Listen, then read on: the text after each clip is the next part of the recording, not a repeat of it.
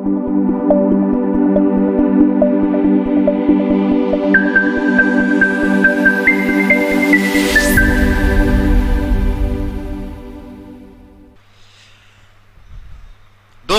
जय हिंद, वंदे मातरम। मैं army study live classes में आपका बहुत बहुत स्वागत करता हूं और इसी के साथ आज लाभ हानि का आप टेस्ट करने वाले हैं। जिन भाइयों ने भी टेस्ट नहीं दिया है, आर्मी स्टडी लाइव क्लासेज आप डाउनलोड कर लीजिए, वहां पर रेगुलर टेस्ट चल रहे हैं और आप क्या कीजिए मेरे भाई, टेस्ट दीजिए। और जिन भाइयों की मैथ्स वीक है वो आज ही जाइए और कोर्स ज्वाइन कर लीजिए। जैसे कोर्स ज्वाइन करोगे आप पढ़ोगे, मैथ्स की धुआं धुआं करोगे, क्योंकि हमें क्या करना है, अब की बार पेपर की धुआं धुआं करनी है। दोस्तों शुरुआत आपके पहले क्वेश्चन की, ठीक है, समझो। पहला क्वेश्चन क्या है?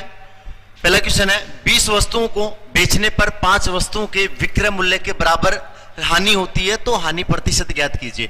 मैंने कहा था कि लाभ या हानि जिस रूप में होता है, तो यहां पे देखो लाभ या हानि किस रूप में हो रहा है, विक्रय मूल्य के रूप में हो रहा है। किसके रूप में हो रहा है? विक्रय मूल्य के रूप में। तो इसको आप क्या मान लीजिए? विक्रय मूल्य मान लीजिए। तो मैं लिख देता हूं कि विक्रय मूल्य कितना है मेरे भाई, विक्रय मूल्य है ना वो कितना है? 20 है। बोलोगे हाँ सर विक्रय मूल्य कितना है? 20 है। आराम से समझिए, धीरे धीरे, ठीक है। हानि कितने की हो रही है? बोलोगे सर हानि कितने की हो रही है? हानि हो रही है 5 की। तो बताओ क्रय मूल्य कितना होगा? फिर बोलोगे सर क्रय मूल्य होगा ना, वो क्रय मूल्य कितना आएगा? 25 आएगा। कितना आएगा? 25। अब देख सकते हो 25 में खरीदा, 5 का नुकसान खाया, 20 में बेच दिया। तो हमें हानि परसेंटेज चाहिए, हानि परसेंटेज चाहिए। तो बोलोगे सर हानि परसेंट, हानि कितने की हो रही है? 5 की। हमेशा किस पे होती है? क्रय मूल्य पे। और परसेंट निकालने के लिए 100 से गुणा। आप बोलोगे सर 25 चौक 100, आंसर कितना हो जाएगा? 20% हमारा लॉस होगा। कौन सा करेक्ट आंसर है? पहला ही ऑप्शन हमारा करेक्ट है। तो ध्यान यहाँ पे क्या रखना है, जिस रूप में लाभ या हानि हो रही है, जिस रूप में लाभ या हानि हो रही, तो लाभ या हानि विक्रय मूल्य के रूप में हो रही है, तो आप टोटल वस्तुओं को क्या मान लो? विक्रय मूल्य।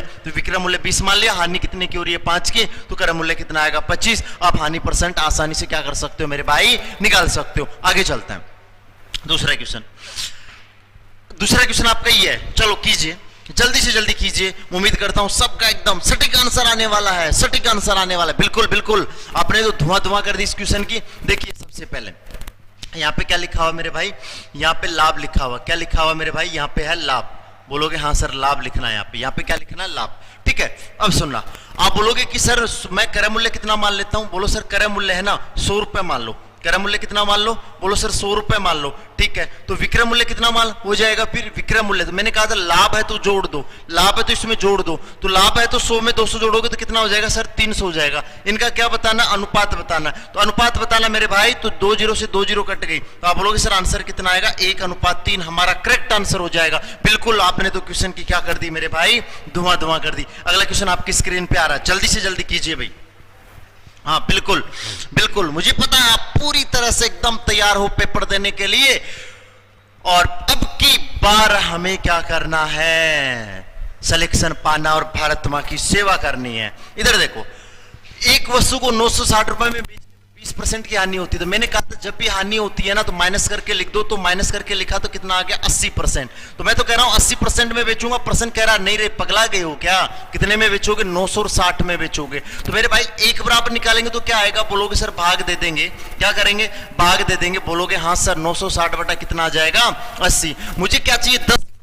10% लाभ का मतलब मुझे 110 की वैल्यू चाहिए। किसकी वैल्यू चाहिए? 110 की वैल्यू चाहिए। बोलोगे हाँ सर, तो 110 से क्या करवा दो? गुणा करवा दो। 0 से 0 कैंसिल कर दो मेरे भाई। इधर देखना, 8 एकम 8, 8 दूनी 16, कितना आया? 120। गुणा करोगे तो कितना आएगा मेरे भाई? 1320 आपका करेक्ट आंसर हो जाएगा। 1320 क्या हो जाएगा? Correct answer. ये मैंने लाभ हानि में आपको अच्छे से पढ़ा रखा है, गलती मत कर देना, ये ध्यान रख लेना। ठीक है, आगे चलते हैं 3 नंबर के क्वेश्चन पे। देखो 3 नंबर का हो गया, 3 नंबर का। 4 नंबर का क्वेश्चन देखिए, देखो ध्यान से सुनना। 2 वस्तुओं का क्रय मूल्य समान हो, क्रय मूल्य समान है, ठीक है। यदि पहली वस्तु को 25% लाभ और दूसरी वस्तु को 25% हानि पर बेचा जाए, तो मेरे भाई ध्यान रखना हमेशा क्रय मूल्य क्या हो? समान हो। क्रय मूल्य क्या है? दो वस्तुओं का क्या हो? क्रय मूल्य समान। मैंने ये बताया था 2 वस्तुओं का क्रय मूल्य समान है, क्रय मूल्य समान है। तो ध्यान से रखना, एक को जितने % लाभ पे बेचे, जितने परसेंट लाभ पे बेचे दूसरी को उतने परसेंट हानि पे बेचे, उतने ही परसेंट हानि पे बेचे। तो इस कंडीशन में ध्यान रखना सौदे में क्या होता है, सौदे में नए लाभ नए हानि होती है, नए लाभ नए हानि होती है। ये विशेष कर ध्यान रखना मेरे भाई। तो कौन सा ऑप्शन करेक्ट आएगा, डी ऑप्शन।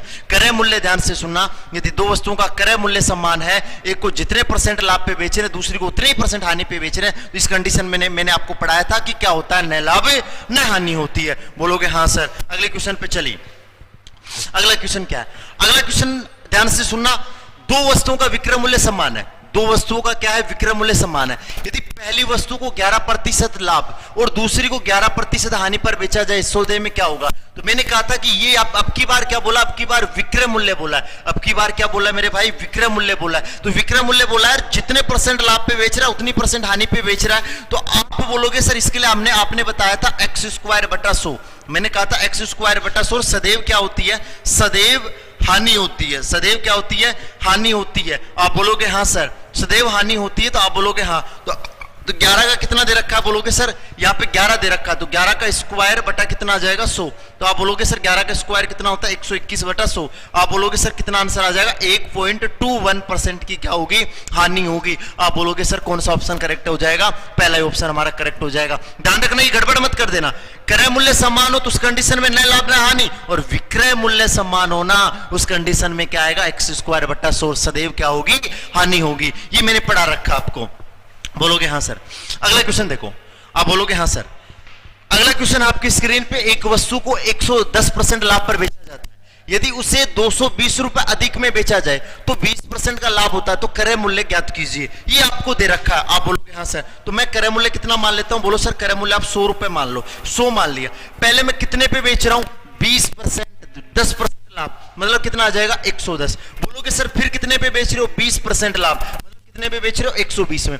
एक बार 10% लाभ तो 110, एक को 20% लाभ तो 120। मैंने कहा था लाभ हो तो जोड़ दो, हानि हो तो घटा दो। तो कितने रुपए फालतू में बेच रहा हूं, बोलोगे सर आप बेच रहे हो 10 रुपए फालतू में। मैं तो कह रहा हूं 10 में, पर्सन कह रहा है 10 रुपए ज्यादा में नहीं बेच रहे, आप 220 रुपए ज्यादा में बेच रहे हो, तो 220 से। तो आप बोलोगे सर एक बराबर निकालेंगे तो क्या कर देंगे, भाग दे देंगे। तो भाग दोगे तो कितना आएगा मेरे भाई, 22 आएगा। आपको क्या चाहिए, क्रय मूल्य चाहिए, तो क्रय मूल्य से क्या करवा दो, गुणा करवा दो। आप बोलोगे हाँ सर, यही हमारा क्या हो जाएगा, करेक्ट आंसर हो जाएगा, सी। सी हमारा क्या हो जाएगा, करेक्ट आंसर हो जाएगा। आप बोलोगे हाँ सर, कोई तकलीफ वाली बात नहीं है, ये आपने पढ़ाया था और हमने अच्छे से क्या कर रखा है, क्लियर कर रखा है। बोलोगे हाँ सर। और जिन भाइयों की मैंने कह रहा हूं वी मैथ वी का आज ही चाहिए और डाउनलोड कर लीजिए और ढंग से क्लास को कवर कीजिए, ठीक है। अब सुनना, अगला क्वेश्चन आपकी स्क्रीन पे आ रहा है, ये लो भाई देखो। अब अगला प्रश्न आपका ये है कि एक साइकिल 5000 रुपए में खरीद कर 1000 रुपए की मरम्मत पर खर्च किए, ठीक है। 1000 रुपए किस पे खर्च किए, मरम्मत पर। तो आप बोलोगे सर हाँ, और फिर 5500 में बेच दिया। तो सुनना मेरी बात, क्रय मूल्य कितना होगा, ध्यान से सुनना, क्रय मूल्य। अब यहां से मैंने खरीदा कितने में, खरीदा मैंने 5000 में। 5000 में तो मैं क्या कर रहा हूं, खरीद रहा हूं। बोलोगे हाँ सर। फिर 1000 रुपए मरम्मत, तो मेरे 1000 रुपए और लग गए। तो आप बोलोगे सर ये जो मेरे साइकिल है ना, ये कितने रुपए की पड़ गई, 6000 रुपए की पड़ गई, अर्थात क्रय मूल्य कितना हो गया, 6000 हो गया। अब विक्रय मूल्य कितना दे रखा है, बोलोगे सर विक्रय मूल्य दे रखा ना, वो कितना दे रखा है 5500। तो मेरे भाई मुझे फायदा हुआ नुकसान, बोलोगे सर आपके वो वस्तु 6000 की है, कितने की है, 6000 की, और आपने बेच कितने में रहे हो, आप बोलोगे सर 5500 में। तो क्या हो रही है, हानि हो रही है। तो हानि कितने की हो रही है मेरे भाई, हानि हो रही है 500 की। आप बोलोगे सर हमेशा किस पे निकाला जाता है, क्रय मूल्य पे। क्रय मूल्य परसेंट निकालने के लिए 100 से गुणा। आप बोलोगे हाँ सर, 2 0 से 2 0, 1 0 से 1 0 कट गया। बोलोगे सर 3 और यहाँ पे कितना आ गया, बोलोगे सर 25। भाग दोगे तो कितना आएगा, 8.33%, 8.33%। नंबर देखिए, ठीक है। इसमें क्या बताया था मैंने ये बताया था कि एक वस्तु को 455 रुपए में बेचा जाता है, तो इस प्रकार होने वाली हानि, एक वस्तु को 455 रुपए में बेचा जाता है तो इस प्रकार होने वाली हानि 875 रुपए में बेचकर होने वाले लाभ के बराबर है। तो क्रय मूल्य ज्ञात कीजिए। तो इस प्रकार के प्रश्नों में मैंने कहा था क्रय मूल्य कैसे निकालते हैं मेरे भाई, जोड़ के दोनों का भाग दे दो। जोड़ के किसका भाग दे दो, 2 का। आप बोलोगे हाँ सर 455 है प्लस कितना है 875, और किसका भाग दे दो, बोलोगे सर 2 का। तो ऐड कीजिए इनको, 5 और 5 कितना हो गया 10, 7 और 5 12 रे कितना हो गया, बोलोगे सर 13 हो गया। 8 और 4 12 रे कितना हो गया 13, किसका भाग देना 2 का। तो 2 का भाग दीजिए, इसमें कितना आ रहा है, बोलोगे सर 2 6 12।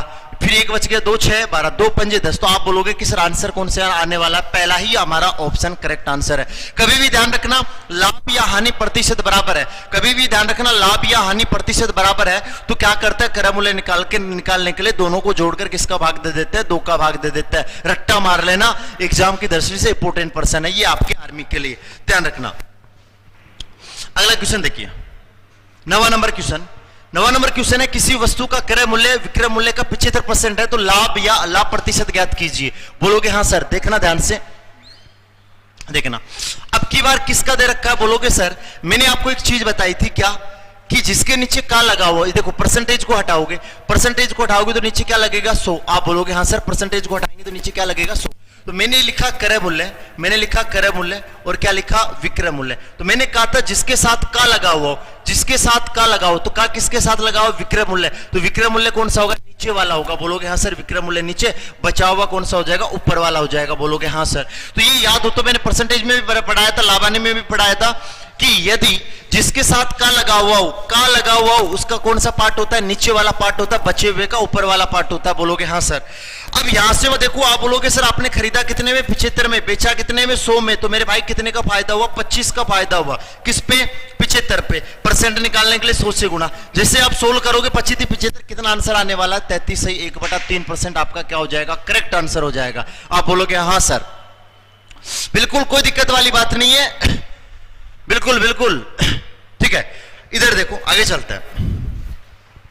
अगला क्वेश्चन, अगला क्वेश्चन है क्रय मूल्य और विक्रय मूल्य का अनुपात कितना है? 4:3 है। तो हानि प्रतिशत ज्ञात कीजिए। देखो क्रय मूल्य, क्रय मूल्य तो कितना? बोलोगे सर 4। खरीदा 4 में, बेचा कितने में? बोलोगे सर बेचा 3 में। तो मेरे भाई 4 में खरीदा, 4 में खरीदा और कितने में बेचा? 3 में। तो क्या हो गया? नुकसान हो गया ना। कितने का? 1 का। हमेशा किस पे होता है? क्रय मूल्य पे। परसेंट निकालने के लिए 100 से गुणा।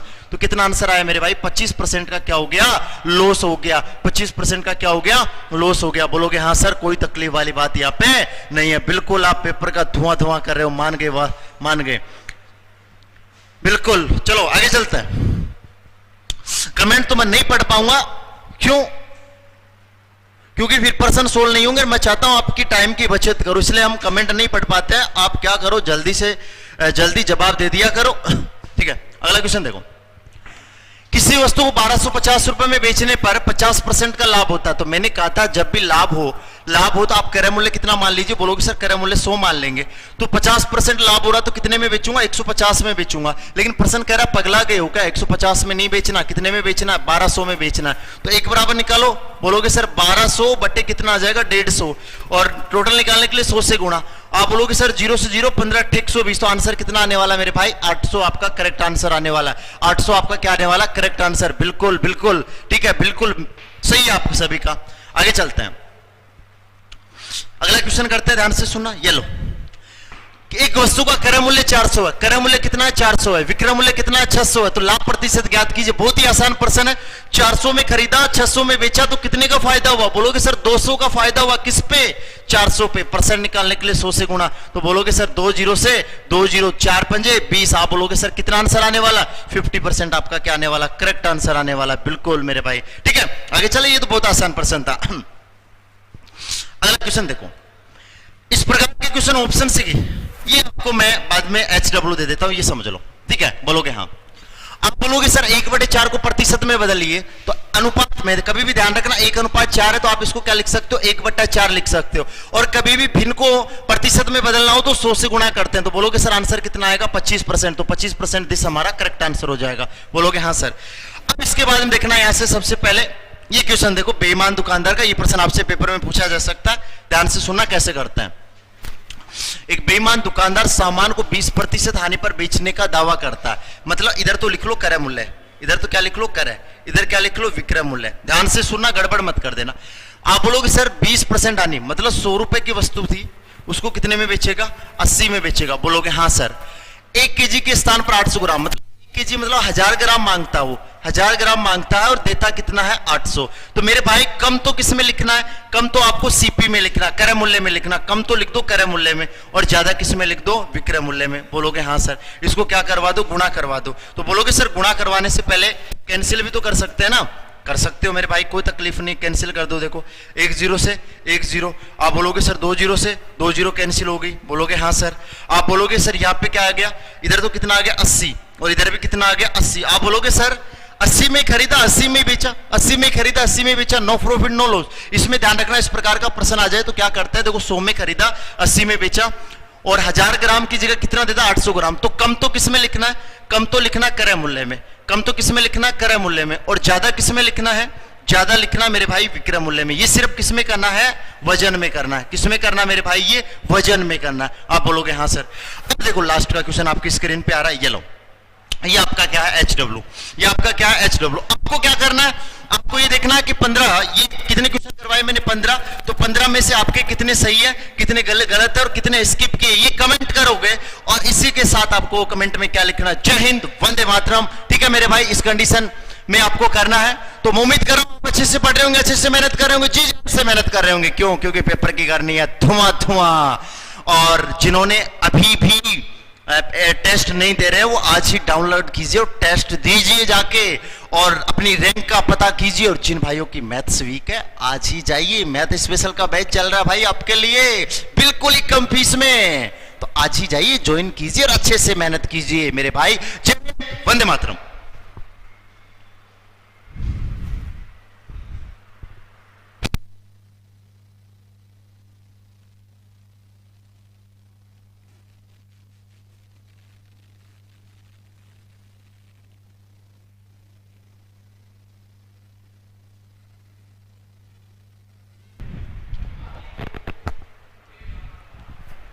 जय हिंद वंदे मातरम। कैसे हैं आप सब लोग? एक बार फिर से स्वागत है आप लोगों का आज की आर्मी स्टडी क्लासेज की लाइव क्लास में। और आज हम लोग जो है पढ़ने का नया तरीका लेके आने वाले हैं। कल जो है आपने कंप्लीट थ्योरी पढ़ी थी, काफ़ी लोगों के नीचे कमेंट आए थे कि हाँ थ्योरी में ही चलना है, काफ़ी लोगों के नीचे कमेंट थे कि नहीं क्वेश्चन में चेंज करो। तो जितना आपका कन्फ्यूजन है सारे कन्फ्यूजन को यहाँ दूर कर देंगे। आपको यहाँ पे आपके क्वेश्चंस भी मिल जाएंगे और क्वेश्चन से जुड़ी हुई आपकी थ्योरी भी मिल जाएगी।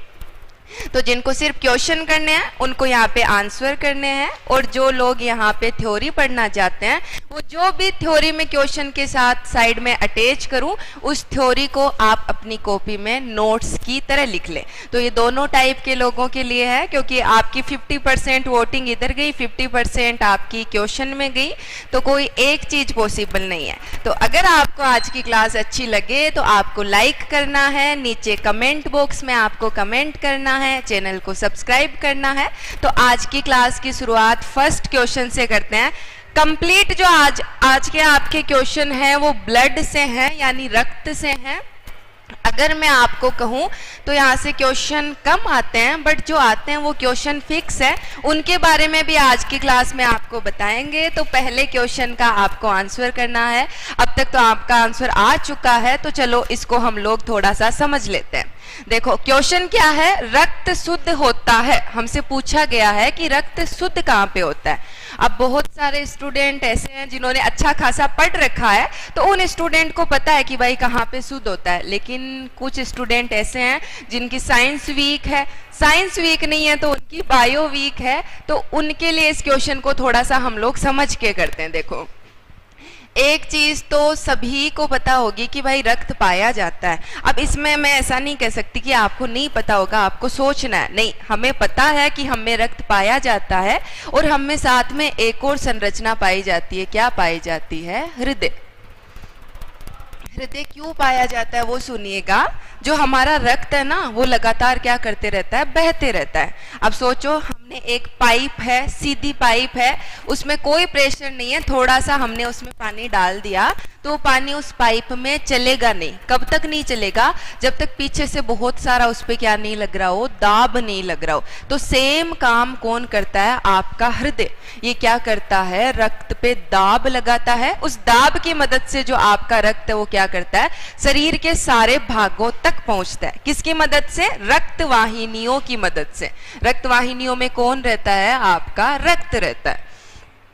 अब सोचने वाली चीज ये है कि क्यों तो ये रक्त पाया जा रहा है और क्यों ये रक्त सारी जगहों पे चल के जा रहा है, यानी सारी बॉडी पार्ट्स तक सारी कोशिकाओं तक ये रक्त आपका क्यों जा रहा है? तो इसका कारण सुनिएगा, ये एक अच्छा क्वेश्चन है। अगर जो है आपके क्वेश्चंस का लेवल कम रहता है ना, तो क्वेश्चन कहाँ से बनते हैं? इंट्रो से बनते हैं। और जो ब्लड पार्ट का इंट्रो है वो यही है कि रक्त का जो है शरीर में कार्य क्या है। तो पहला इसका काम क्या है? ऑक्सीजन पहुंचाना।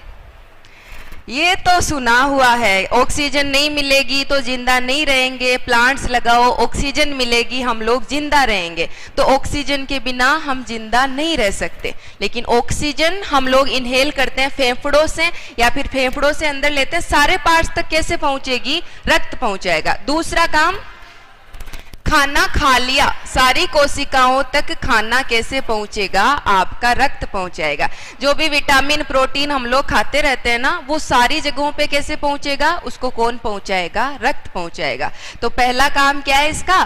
चीजों को पहुंचाने का। अब ये जो चीजें हैं वो काम क्या आई? काम आई जो भी हमने पोषक खाया, वो पोषक और ऑक्सीजन किसी भी कोशिका में हो रहा है ये काम, यानी शरीर की किसी भी कोशिका में काम हो रहा है। पोषक ऑक्सीजन के साथ जुड़ेगा, हमको ऊर्जा दे देगा, हमको CO2 दे देगा और साथ में हमको उत्सर्जी दे देगा।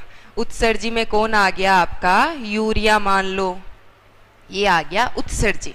तो अब एक चीज देखो, ऑक्सीजन तो हमारे लिए जरूरी है, लेकिन CO2 जो है ना वो हमारे लिए टॉक्सिक है, मार देगी हमको, जहरीली है। तो इसको हमें क्या करना है? वापस बाहर निकालना है। किसकी मदद से निकालेंगे? फेफड़े की मदद से निकालेंगे, लंग्स की मदद से। यूरिया हमको बॉडी से बाहर निकालना है। ये भी क्या है? हमारी बॉडी के लिए नुकसान करता है। ज्यादा जमा हो गया तो हमको क्या कर देगा? मार देगा। इसको बाहर निकालने का काम कौन करता है? वृक्क करता है, या फिर क्या करती है? किडनी। डेली लाइफ में हम लोग सुनते हैं कि उसकी किडनी खराब होगी, इस वजह से वो मर गया। रीजन क्या होता है? किडनी खराब होते ही हमें क्या जमा होने लग जाएगा? यूरिया जमा होने लग जाएगा, और इसकी वजह से हम लोग क्या होंगे? मर जाएंगे। तो या तो आपको क्या दिया हुआ होगा? फेफड़े में रक्त शुद्ध होता है, या आपको क्या दिया हुआ होगा? किडनी में रक्त शुद्ध होता है। तो यहाँ पे जो आपका आंसर है वो क्या चला जाएगा? वृक्क चला जाएगा, क्योंकि सारे ऑप्शन में फेफड़ा कहीं पे भी नहीं दिया हुआ है। हृदय काम मैंने बता दिया, रक्त को प्रेशर के साथ भेजेगा ताकि वो सारे अंगों तक क्या कर सके? घूम सके, एक जगह पे रुके नहीं। अगला है मस्तिष्क। जो मैं बोल रही हूँ, जो आप सुन रहे हो, जो आप समझ रहे हो, सारा काम कौन करता है? आपका मस्तिष्क करता है। जो आपकी धमनी है वो रक्त वाहिनी है, जिसके अंदर क्या होता है? आपका रक्त बहता है। अब ये इंट्रो था, इसलिए क्वेश्चन में इतना हमने टाइम लिया है। आगे के क्वेश्चन में हम लोग पॉइंट टू पॉइंट बात करेंगे, तो आपको फटाक से जो है यहाँ पे आंसर करना होगा। नेक्स्ट क्वेश्चन आपका आपके सामने है। जितने कम टाइम में आप यहाँ पे क्वेश्चंस का आंसर करते हैं, उतना ही आपके एग्जाम में जो है आप जल्दी आंसर करते हैं, कम टाइम लेते हैं, अच्छा स्कोर करते हैं। तो कोशिश करें आप बहुत जल्दी यहाँ पे क्वेश्चंस का आंसर करें।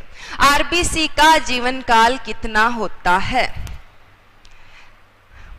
अब देखो, ये इंपॉर्टेंट क्वेश्चन में आ जाते हैं। ये ऐसे क्वेश्चन हैं जो हमारे कोर्स में 7th-8th क्लास से चले आ रहे हैं, और तब से हम इनको पढ़ते चले आ रहे हैं। और जो आर्मी का कोर्स है, बेसिक कोर्स है, तो जो बेसिक क्वेश्चन है वो वहाँ उठ के ज़्यादा आते हैं। तो आरबीसी का जीवन काल कितना है? 120 डेज। आरबीसी हमने कल कवर की थी। आरबीसी को हम लोग कहते क्या है? इरिथ्रोसाइट।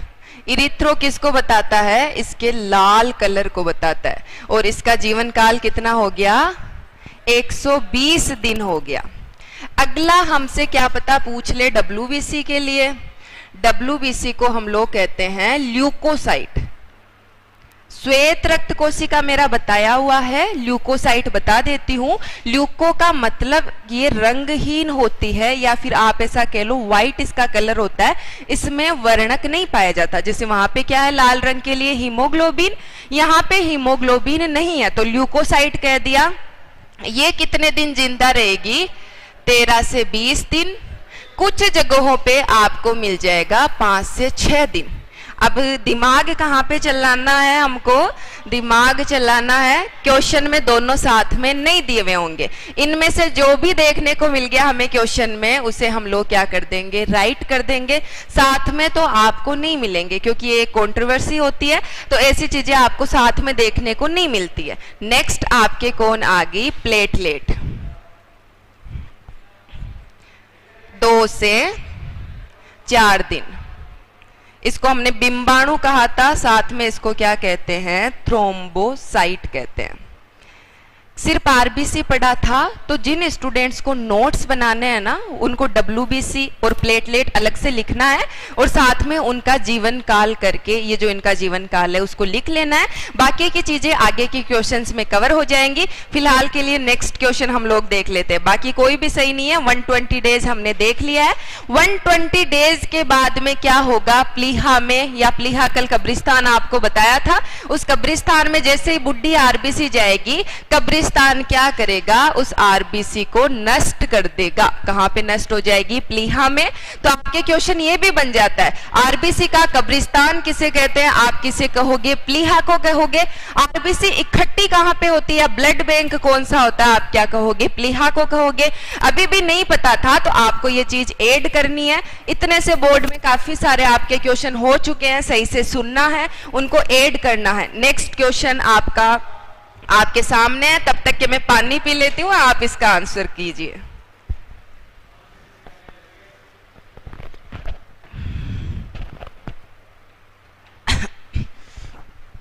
इससे इजी क्वेश्चन तो कोई होगा ही नहीं ना।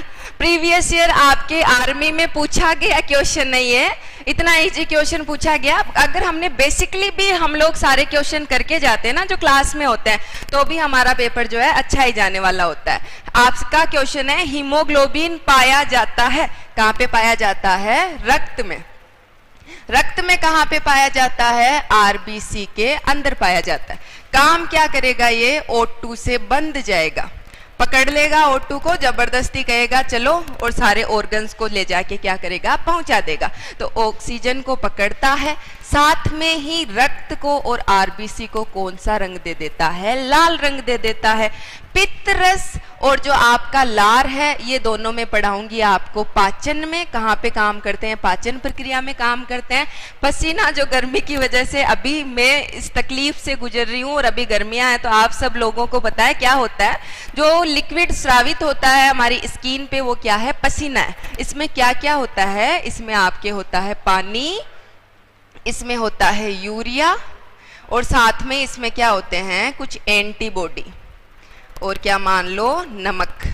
ये सारी चीजें किसमें घुली हुई रहती है? आपके पसीने में घुली हुई रहती है। चारों ऑप्शन क्लियर हो गए हैं। हमें बस इतना देखना था कि हीमोग्लोबिन है, ऑक्सीजन को पकड़ने का काम करता है, इसमें आयरन या क्या पाया जाता है? लोहा पाया जाता है, और आगे जाके कलर कौन सा देता है? लाल कलर देता है। नेक्स्ट क्वेश्चन आपके सामने है,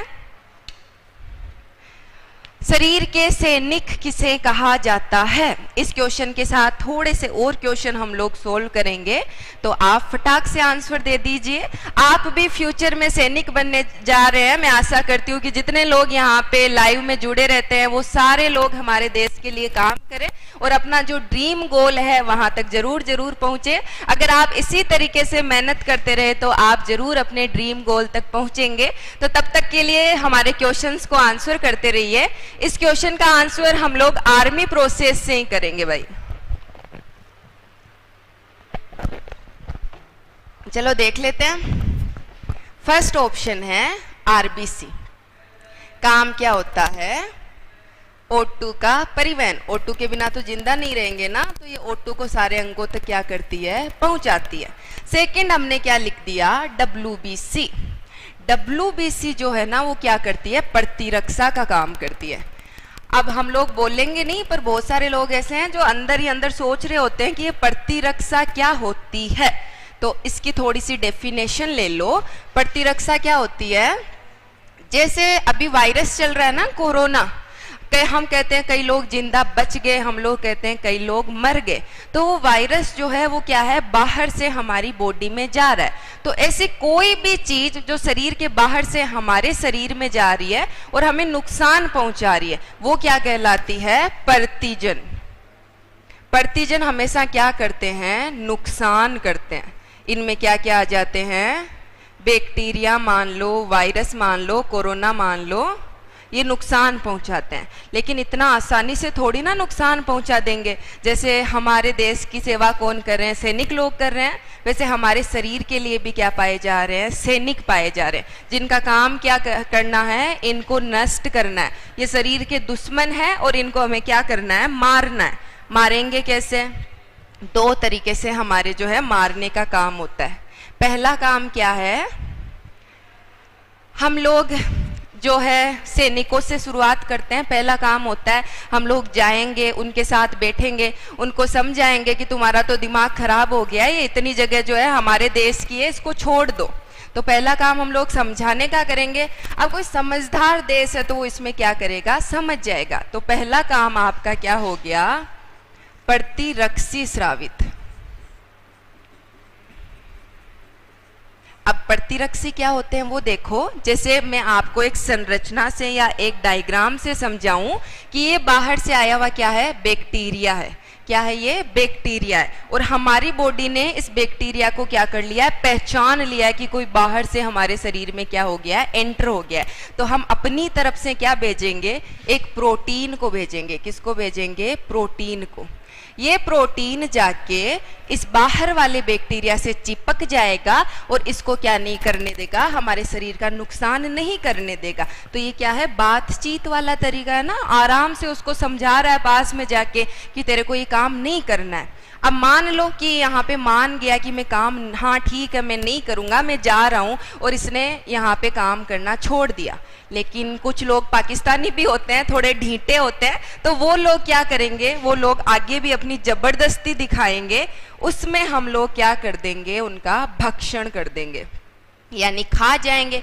सैनिकों की लैंग्वेज में मार देंगे। प्यार से समझाया, नहीं माने, हम लोग खा गए या हमने उनको क्या कर दिया? मार दिया। ये तरीका होता है प्रतिजनों को मारने का। सेम किसकी तरह होता है? फौज की तरह होता है, सैनिकों की तरह होता है। तो इसलिए हम लोग जो है WBC को क्या कह देते हैं? शरीर के सैनिक, या फिर आप लोग इनको क्या कह देते हो? बॉडीगार्ड कह देते हो। जो भी आपको नाम देखने को मिल जाए, आपको उस नाम से इसको क्या कर देना है? सही कर देना है। अब अगर ये चीज नहीं समझ में आई है तो सिंपल सी चीज है, बाहर से कोई भी बैक्टीरिया वायरस आ गया, उसको नष्ट करने का काम कौन करेगा? WBC। बाहर से आने वाली चीज प्रतिजन कहलाती है। जो उसको नष्ट कर रहा है वो प्रतिरक्षी, या फिर उसका काम क्या हो गया? प्रतिरक्षा करना हो गया। दो चीजें कवर हो गई। तीसरा आपके क्या है? प्लेटलेट। प्लेटलेट का काम क्या होता है? रक्त का थक्का जमाना। ब्लड बाहर आ जाता है ना, थोड़ा सा कट लग जाता है, तो अगर वो बहते चला गया तो इतना ही 5 से 6 लीटर है, वो खत्म हो जाएगा। खत्म नहीं होना है तो हम लोग क्या करेंगे? उसको उसी जगह पे जमा देंगे जहां से वो बाहर निकला है। और थक्का जम गया मतलब आगे ब्लड नहीं आएगा और हम लोग क्या हो गए? बच गए। जिनको इनके काम नहीं पता थे वो काम लिख ले। RBC के लिए ऑक्सीजन का परिवहन लिखेंगे, WBC के लिए प्रतिरक्षा लिखेंगे, प्लेटलेट के लिए रक्त का थक्का जमाना लिखेंगे। थक्का जमाना यानी रक्त को जगह पे ही जमा देना। नेक्स्ट क्वेश्चन आपका आपके सामने है। वयस्क मनुष्य में रक्त की मात्रा कितनी होती है? क्या समझाना है? थोड़ा सा टाइम ले लो इसको करने का, कल की क्लास में हो चुका है। अच्छा, जिन्होंने पूरी साल पढ़ाई की है ना, उनको तो ये क्वेश्चन बहुत इजी लग रहे होंगे, क्योंकि क्वेश्चन आपके इजी हैं। ये 5 लीटर कल ही पढ़ाया है, 5 से 6, 4 से 5, तो 5 लीटर आपका आंसर। नेक्स्ट क्वेश्चन आपका आपके सामने है। मनुष्य में रक्त कोशिकाओं का निर्माण होता है। चाहे आपको क्या कह दिया जाए? RBC, चाहे आपको कह दिया जाए WBC, चाहे आपको कह दिया जाए प्लेटलेट। हमें कंफ्यूज नहीं होना है। इनमें से जो भी नाम हमको दे दिया जाए, सभी का निर्माण कहाँ पे होता है? अस्थि मज्जा में होता है। कल ही समझाया अस्थि मज्जा क्या होती है। तो जो भी आपको दे दिया जाए, अलग से पूछ लिया जाए या कोशिका के नाम से पूछ लिया जाए, आपका आंसर क्या चला जाएगा, अस्थि मज्जा चला जाएगा। बाकी तीनों के काम आपको मैंने बता दिए हैं। मस्तिष्क सोचने का काम करता है, हृदय जो है रक्त को घुमाने का काम करता है, फेफड़े जो है O2 और CO2 का क्या करते हैं, एक्सचेंज करते हैं, आदान प्रदान करते हैं वातावरण से। नेक्स्ट क्वेश्चन आपका करवाया हुआ क्वेश्चन है, आपके आर्मी में पूछा गया क्वेश्चन है, और एक बार नहीं 2-3 बार पूछा गया क्वेश्चन है। इतना तो हेवी ये क्वेश्चन ही नहीं है जितने हेवी बार ये आपसे पूछ लिया गया है। तो आपके पूछा क्या है, लोह तत्व की कमी से होने वाला रोग कौन सा है। तो जब लोह तत्व की कमी होगी हमें,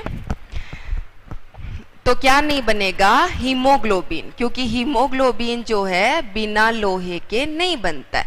हीमोग्लोबिन में जो हीमो वर्ड है वो किसको बताता है, लोहे को बताता है। जो ग्लोबिन है वो क्या है, एक प्रोटीन है।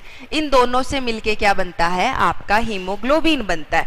तो जब लोहा कम होगा तो हीमोग्लोबिन कम होगा, हीमोग्लोबिन कम होगा तो क्या कम होगी, आरबीसी कम होगी।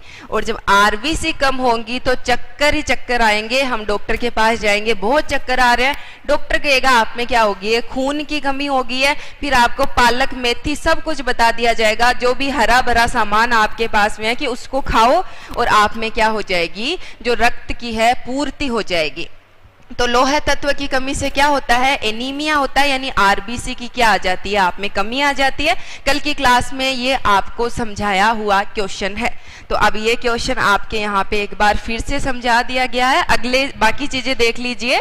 स्कर्वी जो होता है, मसूड़े जो होते हैं आपके कमजोर हो जाते हैं, तो उसको हम लोग क्या कहते हैं, स्कर्वी डिजीज कहते हैं। किसकी वजह से होता है ये, विटामिन सी की कमी से होता है। ओस्टिमेलेसिया एंड रिकेट्स क्या है, हड्डियों का सॉफ्ट होना, हड्डियों का सॉफ्ट होना। और सॉफ्ट क्यों हो जाती है, कैल्शियम से बनी होती है, और जब कैल्शियम की कमी हो जाएगी तो हड्डियां क्या हो जाती है, लचीली हो जाती है।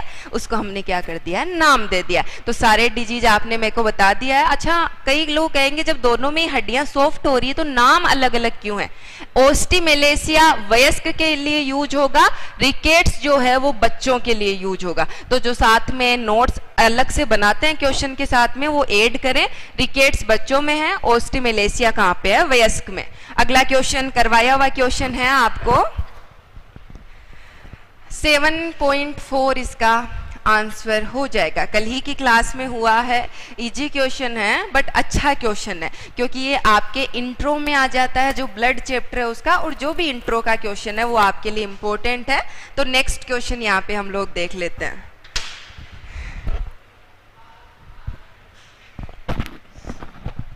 नेक्स्ट क्वेश्चन आपका है, मानव शरीर में पाई जाने वाली केंद्रक रहित कोशिका है।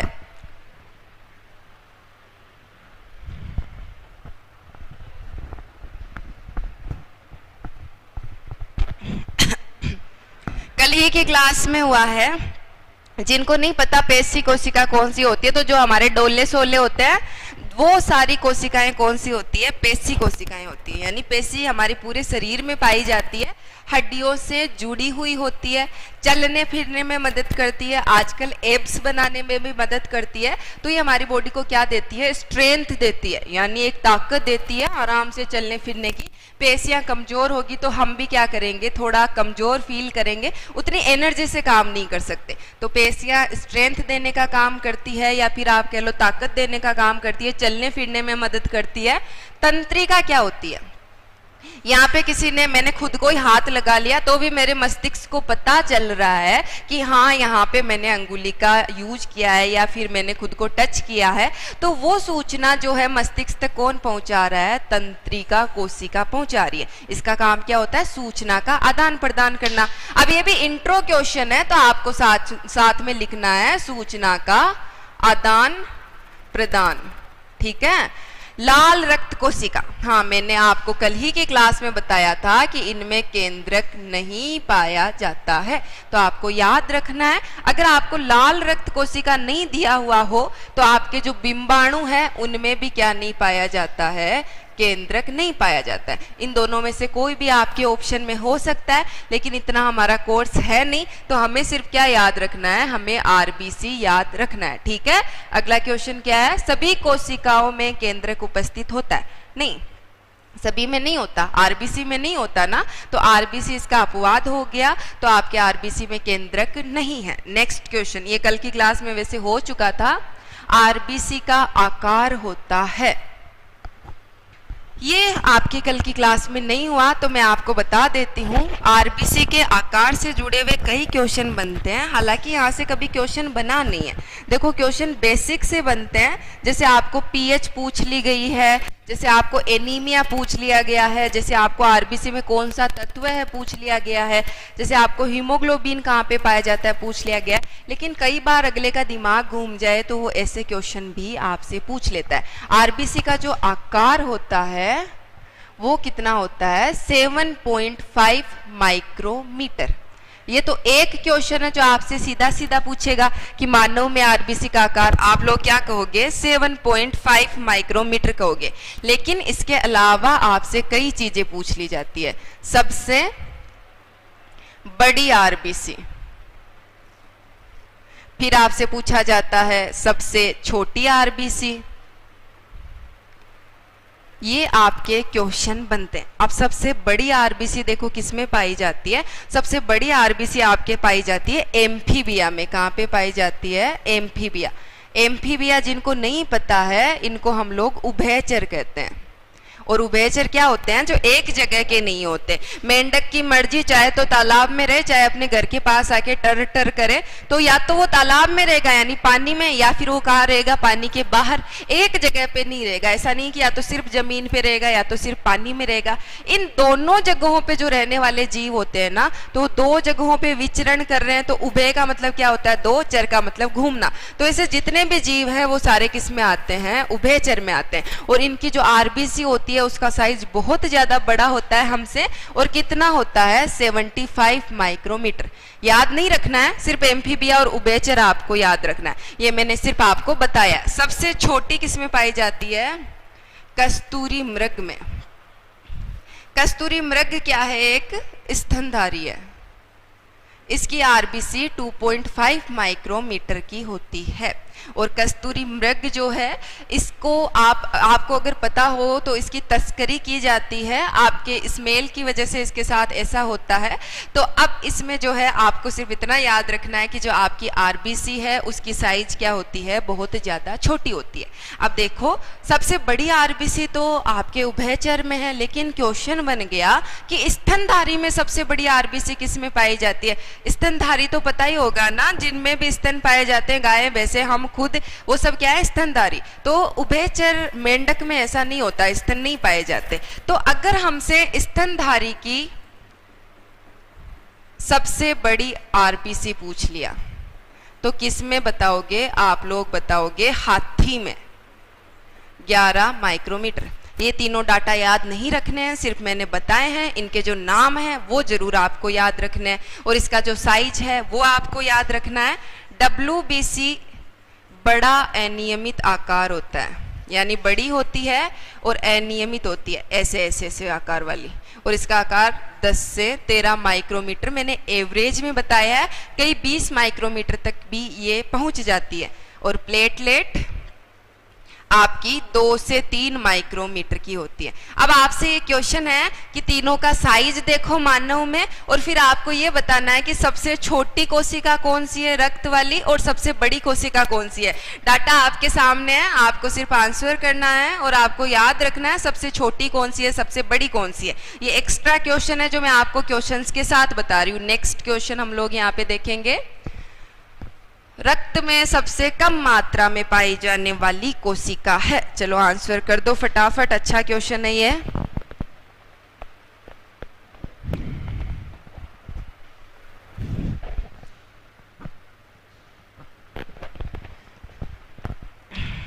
चलो देखते हैं इसको। अगर आरबीसी की बात करें तो कल ही हमने देखा है यहाँ पे आरबीसी कितनी है, हमें 5.5 मिलियन। चलो छोरों वाली लेके चल लेते हैं, पर mm क्यूब।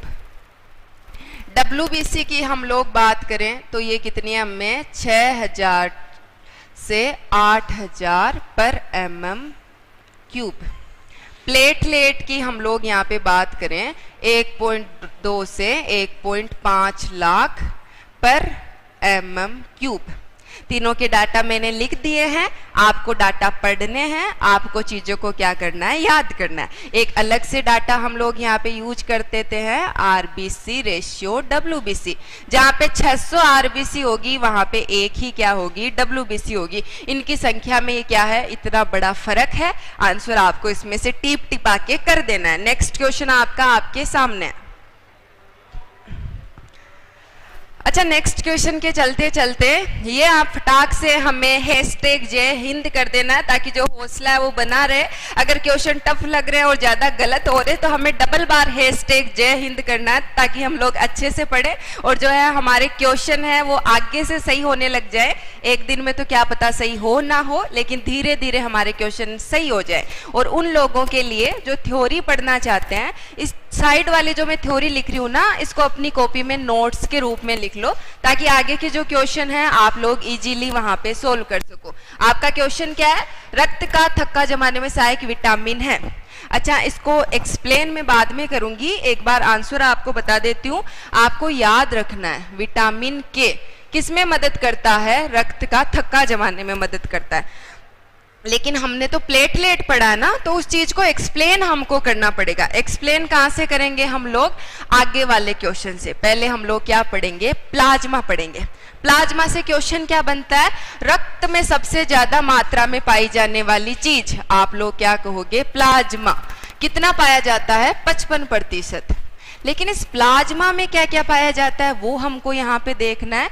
तो आपका जो प्लाज्मा है ना, इसका मैक्सिमम भाग किसका बना हुआ होता है, 90 से 92% भाग इसका बना हुआ होता है जल से, यानी पानी पानी है इसमें। तभी तो इतनी आसानी से ब्लड आपका बह लेता है ना, क्योंकि इसमें क्या है, बहुत सारा पानी है। इसके अलावा क्या है, इसमें जो रक्त लेके जा रहा था पोषक, क्या क्या हो गए पोषक, ग्लूकोज हो गया, अमीनो अम्ल हो गया, या फिर आप लोग प्रोटीन मान लो, वसा हो गई।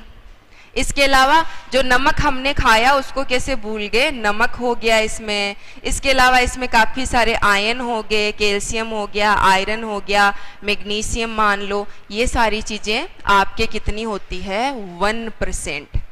92% जल, 1% में ये सारी चीजें। इसके अलावा और एक चीज पाई जाएगी जिसके बारे में आपके क्वेश्चन बनता है। यहां से बनो चाहे पाचन से बनो, ये आपके क्वेश्चन बनता ही है। बेसिकली अगर आर्मी के लिए कहूं तो इजी क्वेश्चन बनेगा। तो आपको सिर्फ क्या पूछा जाएगा, जल के बारे में पूछा जाएगा कि रक्त में सबसे ज्यादा क्या पाया जाता है, प्लाज्मा।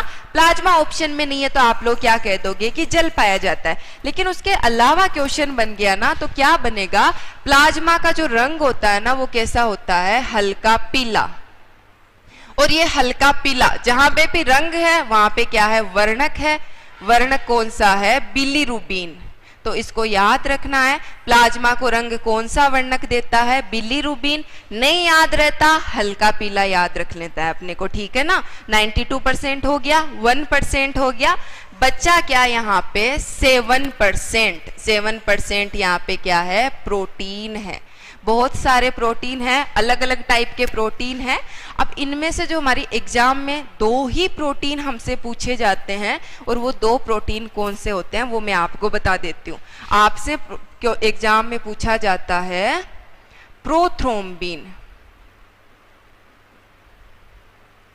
कहाँ पे पाया जाता है, रक्त में। इसके अलावा आपसे क्या पूछा जाता है, फाइब्रिनोजन, कहाँ पे पाया जाता है, आप लोग क्या कहोगे, रक्त में पाया जाता है। दोनों ही प्रोटीन का काम क्या होता है, प्लेटलेट की तरह थक्का जमाने का काम होता है, यानी ब्लड को जमाने का काम करते हैं। प्लेटलेट कोशिका है, थक्का जमा रही है, किसके साथ मिलके, प्रोथ्रोम्बिन और फाइब्रिनोजन के साथ मिलके रक्त का थक्का जमा रही है। तो रक्त का थक्का जमाने में सहायक है, प्लेटलेट मिल गया उसको सही कर दोगे, प्रोथ्रोम्बिन मिल गया उसको सही कर दोगे, फाइब्रिनोजन मिल गया इसको भी आप लोग क्या कर दोगे, यहाँ पे सही कर दोगे। इसके अलावा यहाँ पे क्या पाया जाता है, एल्ब्यूमिन। काम आपके नहीं है फिर भी सुन लो, पराशरण नियमन में सहायता करता है। लास्ट यहाँ पे क्या है, ग्लोब्यूलिन। Globulin, globulin. अब भैया ये क्या नई चीज बता दी यहाँ पे, ग्लोब्यूलिन। अब मैंने आपको क्या कहा था कि दो तरीके होते हैं, एक तो हम किसी को भेजेंगे कि जा तू बात करके आ। अब किसी को हमने जब भेज दिया है कि जा तू बात करके आ, तो जो जा रहा है वो कहाँ पे जाएगा, आपके ब्लड में जाएगा। तो ये वही प्रतिरक्षी है जिसको हमने बातचीत करने के लिए भेजा है। तो ग्लोब्यूलिन आपका क्या है, WBC द्वारा स्रावित प्रतिरक्षी प्रोटीन है, जो रक्त में क्या करता रहता है, घूमता रहता है। आजकल तो कोरोना के डर से कोरोना को ढूंढते ढूंढते घूमता रहता है कि कहीं दिख जाए तो पहले ही मार दे, उससे पहले कि वो हमें मार दे। वैसे अब हमने तो कोविशील्ड लगवा लिया है, तो मान लो कि हम में तो जो है ग्लोब्यूलिन काफी मात्रा में घूम रहा होगा। तो अब जिन्होंने वैक्सीन नहीं लगवाई है उनकी बॉडी अगर ग्लोब्यूलिन बना रही है तो वो जिंदा रहेंगे, वरना वो क्या होंगे, मर जाएंगे। तो ये आपके क्या है, कंप्लीट प्लाज्मा।